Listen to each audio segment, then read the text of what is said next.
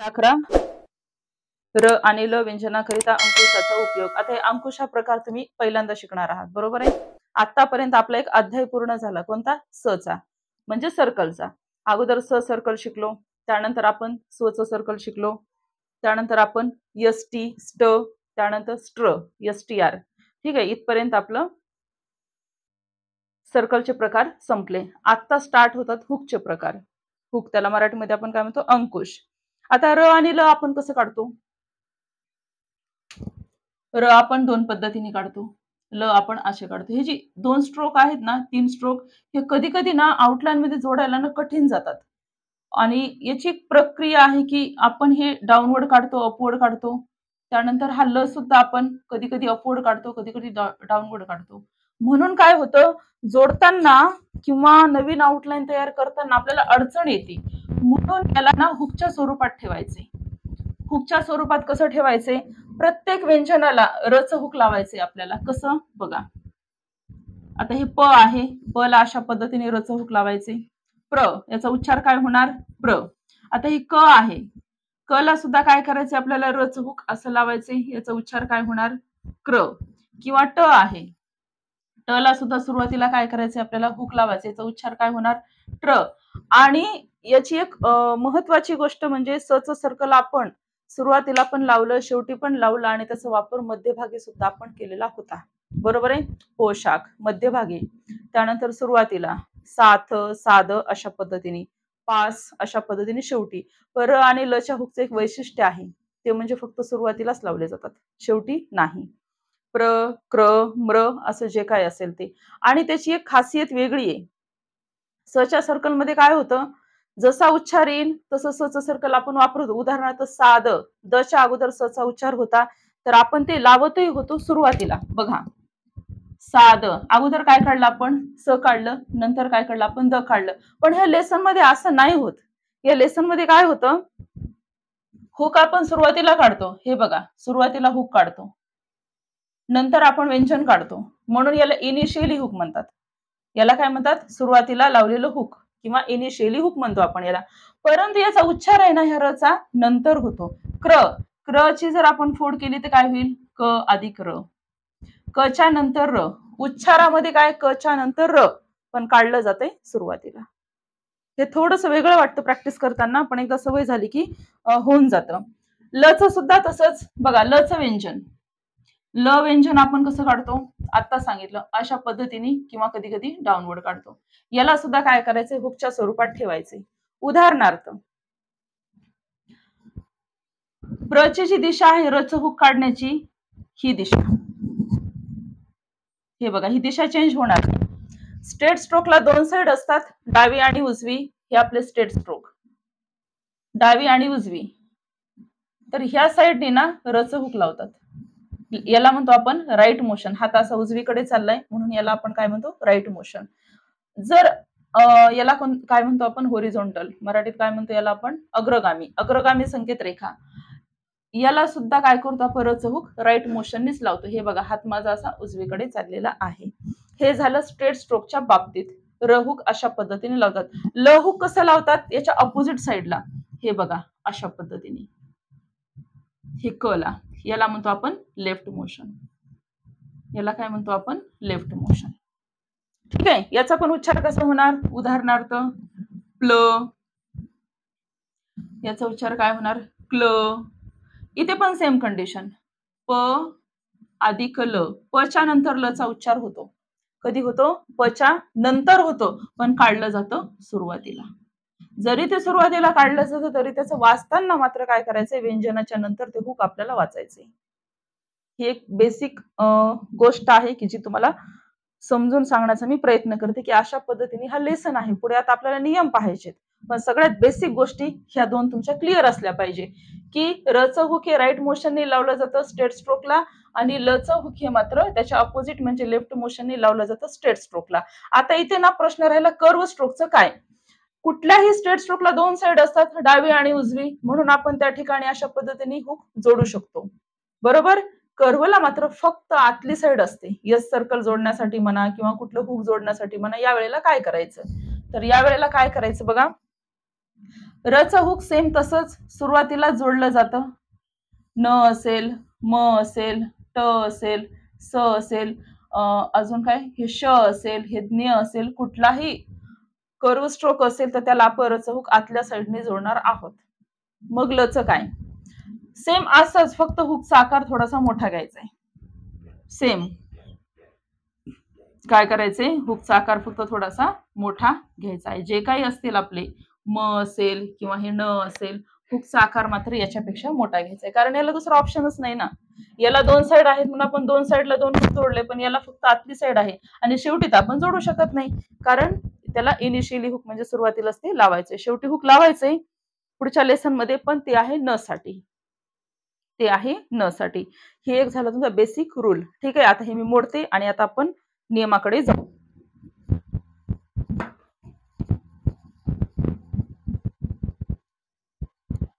बघा, यशच्या सर्कलमध्ये आणि याच्यामध्ये काय फरक आहे लक्षात आला का? सचं सर्कल आपण ना लेफ्ट मोशनने लावत होतो. अजून आपण सची साईड चेंज केलेली नाही, त्याची पण आपल्याला साईड चेंज करायची, पण त्याचा एक लेसन स्पेशल आहे का? झालाय तो लेसन, आठवत नाही मला. असं होतं, हा शब्द काय होता? स्त्री. हा झालाय ना लेसन? झाला पाहिजे का नाही? झालाय का? सागर, सागर हा लेसन झालाय का? याची पण साईड चेंज होत होती, बरोबर? रच्या नाही, आता कसं असेल तो लेसन याच्या पुढे आहे, कारण रच्या हुकला आपल्याला याचं सर्कल जोडायचंय. स्वची सुद्धा साईड चेंज होणार आहे, तर पुढे लेसन आहे. ठीक आहे, तोही पाहायचा आपल्याला. बघा, आता नियम तर खूप मोठे मोठे दिलेले, वाचू तरी पण. एखाद्या व्यंजनानंतर त्याला जोडून र व्यंजन आले तर र करिता त्या व्यंजनाच्या संकेत रेखेला सुरुवातीस एक लहानसा अंकुश द्यावा, जे मी आता सांगितलं. या अंकुशाला रचा अंकुश असे म्हणतात. रचा अंकुश त्याचं नाव. सरळ संकेत रेखांना हा अंकुश उजव्या दिशेने द्यावा, मी ते सांगितलं, राईट मोशननी, बरोबर? म्हणजेच अधोगामी सरळ संकेत रेखेला तिच्या डाव्या बाजूला व अग्रगामी संकेत रेखेला तिच्या खालच्या बाजूला. अग्रगामी म्हणजे आडव्या, क्रची आउटलाईन, हेच सांगितलं मी आता. अग्रगामी संकेत रेखेला तिच्या खालच्या बाजूस द्यावा. कोराकृती संकेत रेखेच्या बाबतीत हा अंकुश कोराकृतीच्या आतमध्ये द्यावा. जे इथं होतं ते आता आपण बोर्डवरती समजून घेतलेलं आहे. उदाहरणार्थ प्र, क्र, म्र अशा पद्धतीने. परत त्याच्या खाली काय दिले पहा, ऊर्ध्वगामी संकेत रेखांना हा अंकुश लागत नाही. वा, ऊर्ध्वगामी संकेत रेखा कोणकोणत्या? ऊर्ध्वगामी संकेत रेखा ल, र, ह, व आणि य, राईट? यांना हा अंकुश लागत नाही. अगदी बरोबर, कारण याला अंकुश लागणार आहे, पण याचा अर्थ पुढे वेगळा होणार आहे, म्हणून याला रचा अंकुश लागत नाही. याला जर अंकुश लावला तर ते व होईल, याला ह्या साईडने जर अंकुश लावला रचा तर तो य होईल, म्हणून हे. आणि याला अंकुश लावण्याची गरज नाही, लागतच नाही, याला सुरुवातीला इनिशियली अटॅचमेंट ऑलरेडी आहेतच. सचं सर्कल वला आणि याला ऑलरेडी हुक आहे, म्हणून हे एक वाक्य पाठ करून ठेवा की ऊर्ध्वगामी संकेत रेखांना हा अंकुश लागत नाही. ऊर्ध्वगामी संकेत रेखा कोणत्या आणि किती हे आपण माहित पाहिजे. 5 आहेत आपल्याकडे, ल, र, ह, व आणि य. बघा बेसिक किती कामी येतं ते. तसेच स आणि अधोगामी र आणि अधोगामी ह यांच्या संकेत रेखांनाही हा अंकुश लागत नाही. अजून त्याच्यामध्ये ऍडिशन करा, स, र, कोणता? अधोगामी र आणि ह. स, अधोगामी र आणि अधोगामी ह यांनाही हा अंकुश लागत नाही. ओके, हे पाठ करून ठेवा. लागत नाही, का लागत नाही? पुढे लेसन मध्ये त्याचं स्पष्टीकरण आहे. त्यानंतर पहा काय दिले, अंकुश लागत नाही. एखाद्या व्यंजनानंतर त्याला जोडून ल किंवा ळ हे व्यंजन आले तर त्या ल किंवा ळ करिता त्या व्यंजनाच्या संकेत रेखेला सुरुवातीस एक लहानसा अंकुश द्यावा. हा, वरती रचा झालं स्पष्टीकरण, आता इथे ना लचं स्पष्टीकरण दिले खाली. सेम, या अंकुशाला लचा अंकुश असे म्हणतात. सरळ संकेत रेखेंना हा अंकुश डाव्या दिशेने द्यावा, म्हणजेच अधोगामी सरळ संकेत रेखेला तिच्या उजव्या बाजूला, ही असं डाव्या दिशेने, याला लेफ्ट मोशन म्हणतो आपण. म्हणजेच अधोगामी सरळ संकेत रेखेला तिच्या उजव्या बाजूला आणि अग्रगामी सरळ संकेत रेखेला तिच्या वरच्या बाजूस द्यावा, हे असं क्ल त्याच्या वरच्या बाजूस द्यावा. कोराकृती संकेत रेखेच्या बाबतीत रचा अंकुश दुप्पट मोठा करून लिहावा. ते सांगितलं की आतल्या बाजूनी काढायचं, पण आकार थोडासा त्याचा मोठा घ्यायचा. दुप्पट मोठा करून लिहिला म्हणजे ल किंवा ळचा अंकुश होतो. उदाहरणार्थ प्ल, क्ल, म्ल अशा पद्धतीने. परत खाली काय दिलंय पहा, ऊर्ध्वगामी संकेत रेखेला ल चा अंकुश लागत नाही. सेम ऊर्ध्वगामी संकेत रेखेला ल चा अंकुश लागत नाही. जसा र चा लागत नव्हता तसा याला ल चा सुद्धा लागणार नाही. त्याचप्रमाणे स आणि अधोगामी ह यांच्या संकेत रेखांनाही हा अंकुश लागत नाही. स आणि ह, स आणि ह ला सुद्धा लागत नाही. याचा अर्थ काय? याला लागत असेल, याला लागत असेल. बघू आपण पुढे काय ते. कोणतीही संकेताकृती जास्तीत जास्त संक्षिप्त स्वरूपात आणि सहज लिहिता यावी म्हणून एखादे व्यंजन व त्यानंतर येणारा र किंवा ल यांच्यामध्ये एखादा स्वर असला तर त्या र किंवा ल करिता अनुक्रमे र किंवा ल च्या अंकुशाचा उपयोग करावा. अशा वेळी आवश्यकता वाटल्यास बिंदू स्वराकरिता संकेत रेखेच्या सुरुवातीस एक लहान वर्तुळ काढावे आणि रेखिका स्वराकरिता संकेत रेखेच्या सुरुवातीस किंवा मधून एक लहानसा फाटा काढावा. उदाहरणार्थ हे डोक्यावरून गेलेलं असेल 100%. सांगते मी काय प्रकार आहे तो. बघा, हुक्का वापरायचे. संकेत रेखा ही आटोपशीर व्हावी, छोटीशी असावी, जास्त लांब होऊ नये. मग शॉर्ट हँडला अर्थ राहणार नाही. जास्त जर आपण मोठ्या मोठ्या आउटलाईन काढत गेलो तर काढायला वेळ लागतो, स्पीड इन्क्रीज होणार नाही. किंवा काही काही आउटलाईन आपण काढतो पण त्या रीड करता येत नाही. म्हणूनच आपल्याला काय करायचंय, हे शॉर्टकट फॉर्म जे आहेत, सर्कल लावणे, हुक लावणे, याचा वापर करायचा आहे. आता हा जो प्रकार आहे आपण आता रीड केलेला, बिंदू स्वराकरिता संकेत रेखेच्या सुरुवातीस एक लहान वर्तुळ काढावे, हा काय प्रकार आहे. आणि मधून एक लहानशी फाटा काढावा, हा एक काय प्रकार आहे पहा. याला इंग्लिश मध्ये एक नियम आहे, इंटरवेनिंग वॉवेल. काय आहे? इंटरवेनिंग वॉवेल म्हणून इंग्लिश मध्ये स्पेशल एक पॉइंटच दिलेला आहे त्यांनी. आता बघा इथे काय प्रकार आहे. दीर्घ शब्द आहे. दीर्घ, दीर्घ मध्ये काय झालं, याची फोड जर केली ना, द अधिक ई अधिक र अधिक घ, ह्या घची आपल्याला गरज नाही, आपल्याला इथपर्यंतच गरज आहे. लेखकांनी काय सांगितलंय, र आलं तर हुक वापरा, राईट. मग द ला आपण रचं हुक कसं लावणार, अशा पद्धतीने. पण इथे सगळ्यात मोठी समस्या काय, की द आणि रच्या मध्ये ईचा वॉवेल आहे. ईचा वॉवेल आहे का इथं स्पष्टपणे आपल्याला ईची वेलांटी दिसते. आणि या ठिकाणी जर असं असतं द्र, इथे वॉवेल असतो का? नसतो. द्र काढलं तर याच्यामध्ये स्वर नसतो, म्हणजे हे र आणि हे द मध्ये स्वर नसतो.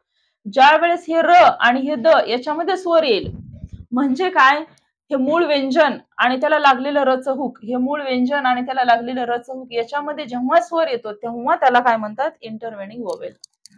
मग तो द्यायचा कुठे?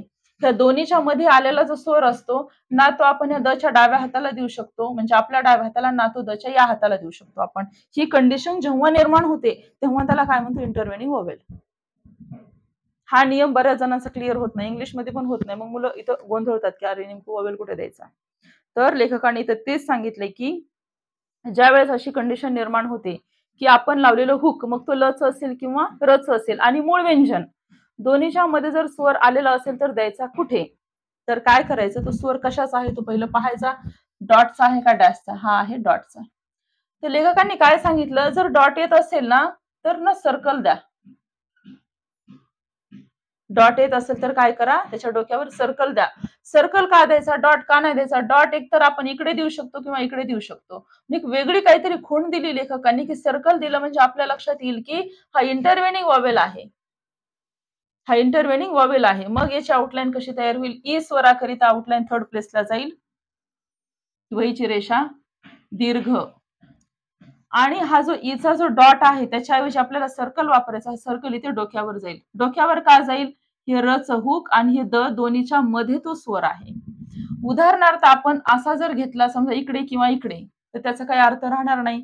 स्वर जाईल फर्स्ट प्लेसला आणि आउटलाईन काढली आपण थर्ड प्लेसला, काही ताळमेळ लागेल का, लागणार नाही.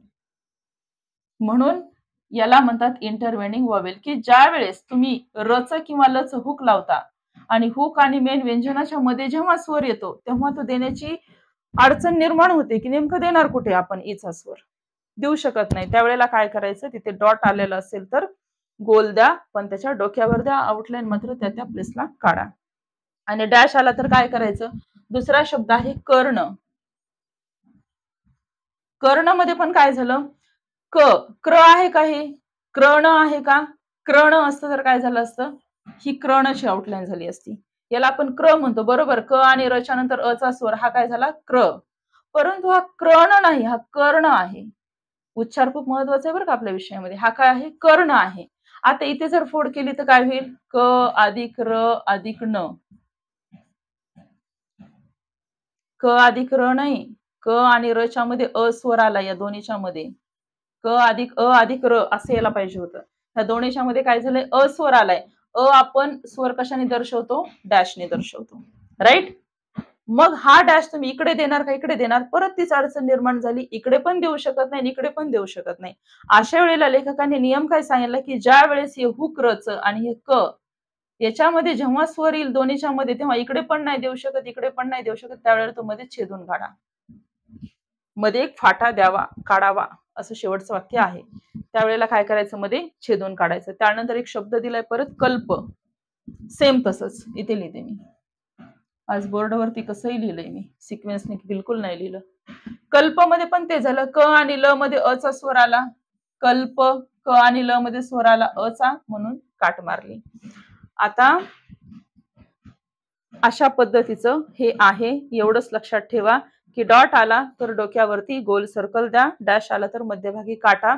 आता इथे ना मराठीच्या पुस्तकामध्ये तर एकच निदर्शनास आलंय की फक्त सेकंड प्लेसचाच वॉवेल जास्तीत जास्त आलेला आहे.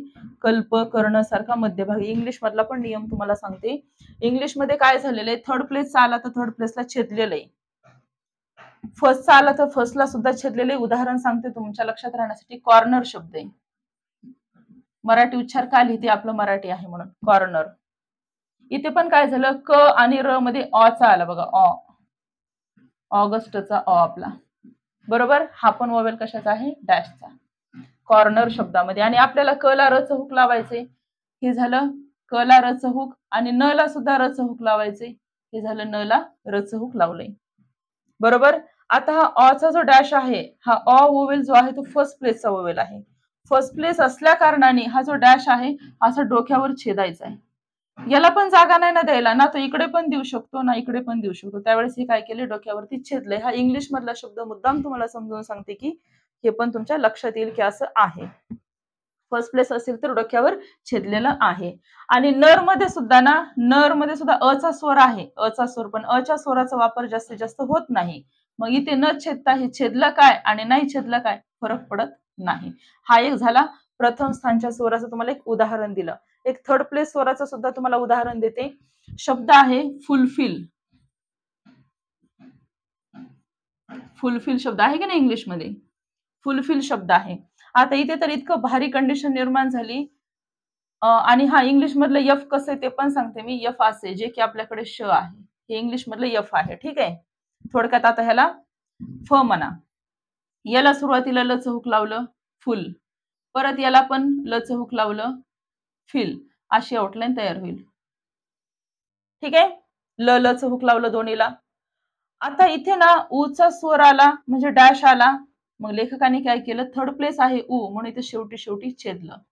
जसं इथं आपण कल्प आणि कर्णला छेदलं ना, मध्यभागी काट दिली, तशी इथे सुद्धा काय केलं? थर्ड प्लेसला छेदलं.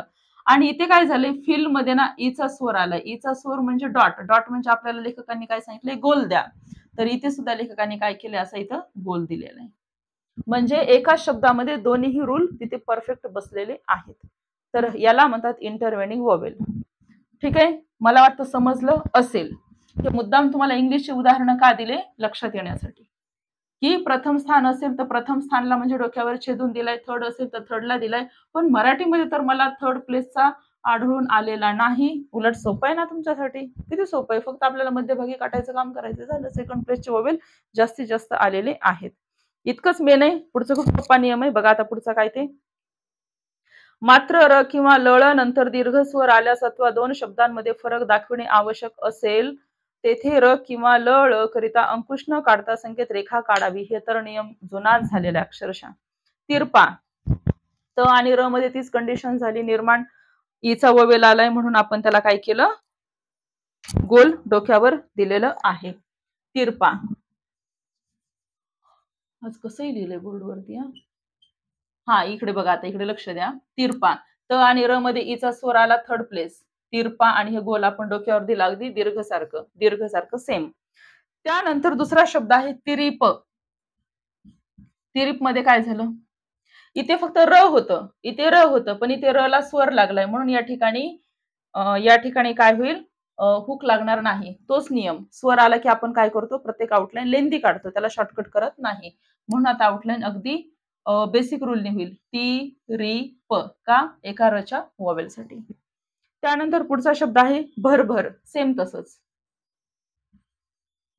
भरभर मध्ये काय झालं, अ चे डॅश आले दोन्हीमध्ये, अ चे डॅश, म्हणून भर भर, अ च्या डॅशने आपण काय केलं, त्याला काटलं. दुसरा शब्द आहे भराभर. आता इथे काय झालं, एका र ला स्वर आला, तर स्वर आपल्याला दर्शवायचा आहे, म्हणून भराची आउटलाईन कशी येईल, पूर्ण रसहित येईल. बघा, भरा आणि भरची आउटलाईन पुन्हा काय होईल, हुक लावून काढली जाईल, भर, अशा पद्धतीने. भरा भर. तसंच भळभळ, इथे पण सेम अशीच आउटलाईन येईल, मध्ये च्या आपण काय केले, काट मारली. दुसरा शब्द आहे त्याच्यानंतरचा बलाबल. ज्या ठिकाणी स्वर येईल त्या ठिकाणी आपल्याला काय करायचंय, संकेत रेखा प्रॉपर काढायची, हुकच्या स्वरूपात त्या ल ला ठेवायचं नाही. हा ल आपल्याला पूर्ण काढावं लागेल, ब ला, आणि दुसरा बल मात्र आपल्याला हुकच्या स्वरूपातच ल काढावा लागेल. ठीक आहे. अशा पद्धतीने हा अगदी बेसिक आणि जुना रूल आहे की वोवेल आला तर आउटलाईन पूर्ण काढायची. त्यानंतर बघा, वर्तुळ व अंकुश विरहित, वर्तुळ व अंकुश विरहित आणि अगोदर दुसरी संकेत रेखा नसलेल्या सरळ संकेत रेखेनंतर येणाऱ्या र अंकुश युक्त णच्या संकेत रेखेचा नारा, नारे, नारे, नाऱ्या करिताही पुढील प्रमाणे उपयोग करावा. सरळ सरळ काय लक्षात घ्यायचं, इतकं रूल आहे ना, तो किचकट वाटतो समजायला. उदाहरण पाहिलं तर एक लक्षात घ्यायचं, क्रियापद असतं, क्रियापदाचं मूळ रूप असतं, त्याला नारा, नारे, नारे आपण प्रत्यय लावतो, हे आपण व्याकरणामध्ये शिकलो. दे काय आहे, मूळ क्रियापद, दे, घे, गा, खा, त्याला नारा नारी लागले की काय करायचं, न ला रच हुक लावून ती आउटलाईन त्याला जॉईन करायची, विषय संपला. देणाऱ्या, गाणारी, जाणार, पिणार. पण याला एक अट आहे की ती संकेत रेखा प्लेन पाहिजे, जी मूळ क्रियापदाची आहे, की त्याला दिलंय तिथं वरती, वर्तुळ व अंकुश विरहित, म्हणजे त्याला सुरुवातीला वर्तुळ पण नको, त्याला सुरुवातीला अंकुश पण लागलेला नको, तर त्याला तुम्ही हे नारा, नारी, नारेचं जोडू शकता. किती सोपं आहे बरं. उदाहरणार्थ, देणार, नारची आउटलाईन कशी आहे, हे नार, न लारचं हुक, दे तर माहितीच आहे आपल्याला, बस त्याला जोडायचं, देणार. त्यानंतर गाणारी, हा, नारा, नारी, नारे काही जरी असेल तर या वाक्याच्या अर्थानुसार टाकायचं. परत म्हणू नका इथे स्वर आला मग यासाठी र पूर्ण काढायचा का, तर नाही, क्रियापदाला तो लागलेला प्रत्यय आहे. आपण याच्या आधी पण शिकलेलो आहे, मूळ शब्द असतो आणि त्याला जेव्हा प्रत्यय लागतो तेव्हा त्याच्यामध्ये सामान्य रूप तर होतच होतं, पण आपण आउटलाईन चेंज करत नाही. गाणार, गाणार किंवा गाणारी, गाणारे, गाणारे, हे गाणाऱ्या सगळं येईल त्याच्यामध्ये, वाक्याच्या अर्थानुसार ते परफेक्ट आपल्याला टाकायचे ट्रान्सलेशन करताना. त्यानंतर आहे जाणार. आता याच्यामध्ये पण पुढे चेंजेस काय होतं बघा, जाणार, जाणारे असेल तर तुम्ही खूप शेवटी एक डॉट देऊ शकता, हे आपल्या स्वतःसाठी एक वेगळं ट्रिक आहे. पिणार, आता हे तुमच्या मनावर आहे, आपण आपले शॉर्टकट मेथड कशा वापरायच्या. पिणार, पिणारी आलं तर डॉट, पिणाऱ्या आलं तर त्याचा उलटा आपण देतो ना मात्रा, चाचा, तो पण तुम्ही देऊ शकता. ओके, ही एक स्वतःच्या ट्रिक आहेत, त्या काय पुस्तकात नाही दिलेल्या. याच्यानंतरचा नियम काय पहा, तर, ठर, डर, ढर, शर आणि टल, ठल, डल, ढल, शल ही रूपे जोडण्याच्या सोयीच्या दृष्टीने उलट्या बाजूनेच म्हणजे अनुक्रमे अशी लिहिली जातात.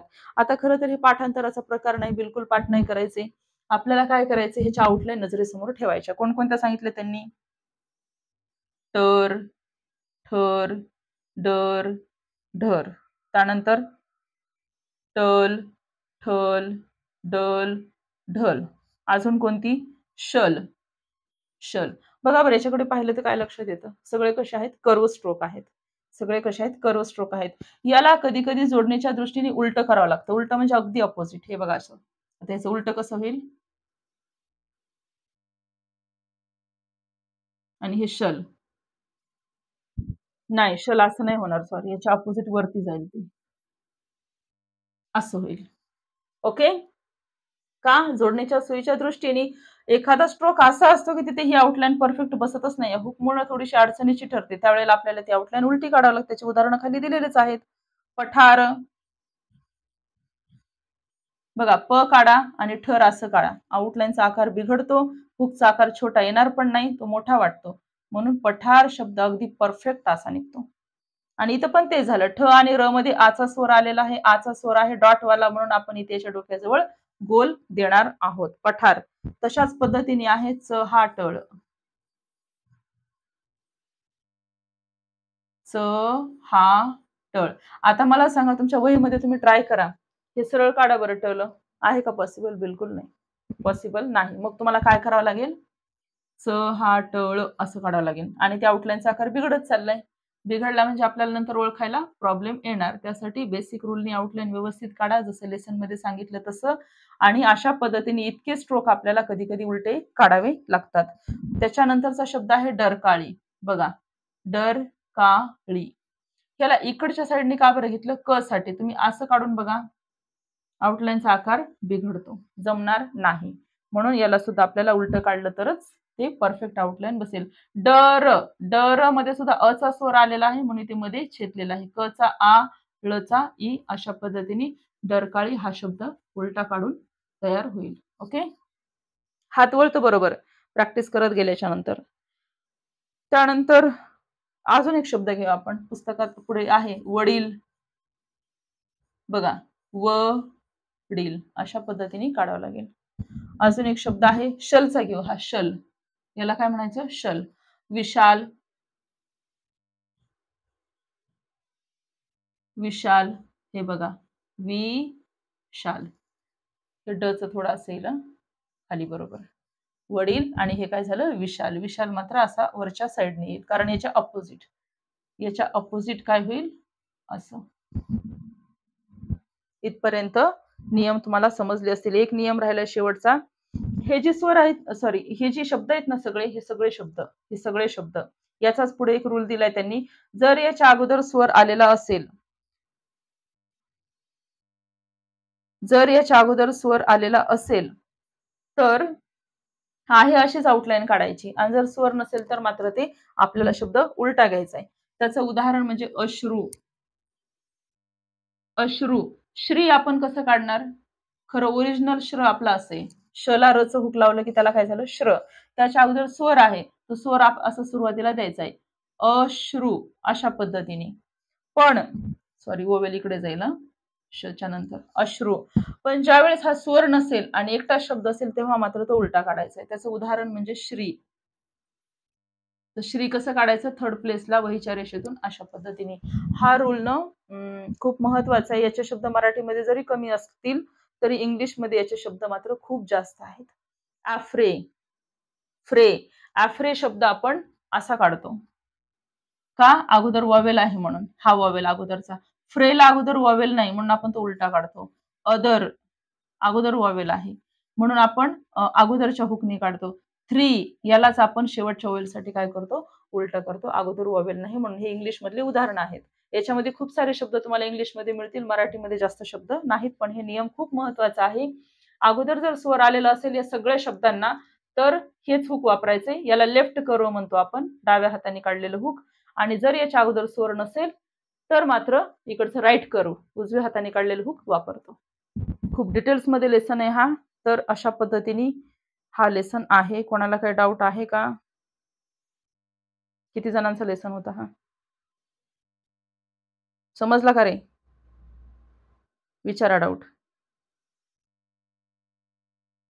सोपा लेसन आहे, सोपाही नाही म्हणता येणार तसं तर. लेसन थोडासा किचकट आहे, पण समजून जर घेतला प्रत्येक नियम व्यवस्थित की असं का, हा जर तुम्हाला प्रश्न पडलेला असेल, त्याचं स्पष्टीकरण जर व्यवस्थित समजून घेतलं तर लेसन समजायला बिलकुल अवघड नाही. आणि बघा किती महत्वाचे, प्रत्येक ठिकाणी स्वर किती कामी येतात.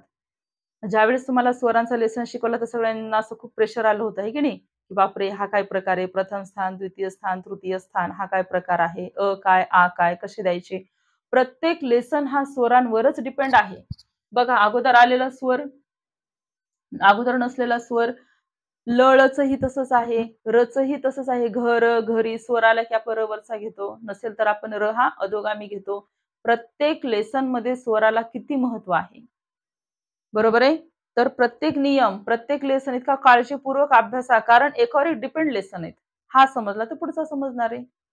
आणि पुढे लेसन आहे परत र हुकला ना सर्कल जॉईन केलेलं आहे. स्त्री शब्द सांगितला ना मी मगाशी. र हुकला परत काय केलंय, सर्कल जॉईन केलेलं आहे.